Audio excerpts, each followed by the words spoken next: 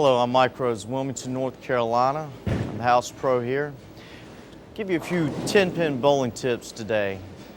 For this clip, you will need a bowling ball, bowling shoes, and bowling lanes. One of the things that astounded me is I drilled for a guy last week, and he said he averaged 230 on a house, but he said it was all muscle memory. And he was very used to and acclimated to throwing on a house shot that was basically adult bumper bowling.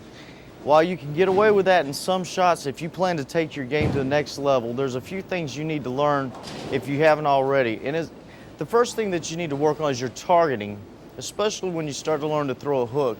Most people like to start out with the arrows, and that's what I teach, is that second arrow from the gutter for either the right hand or the left hander, depending on who I'm teaching, because that's usually where your oil line is for either side in most of your house shots. After you've gotten really comfortable with hitting your arrow, I would recommend even starting to look at the individual boards if your eyesight will allow it. That way your accuracy can be even more finite. Your targeting is everything in bowling because that's where the ball is going, that's on its proper track. It's like firing a shotgun. If you just shoot it off in the air, you might or you might not hit the duck. If you have your target of sight, odds are you're going to hit what you're looking at. So once again, one of the big tips in your 10-pin bowling, find you a target, start with your second arrow if you've never done it before, and start learning to adjust around that mark.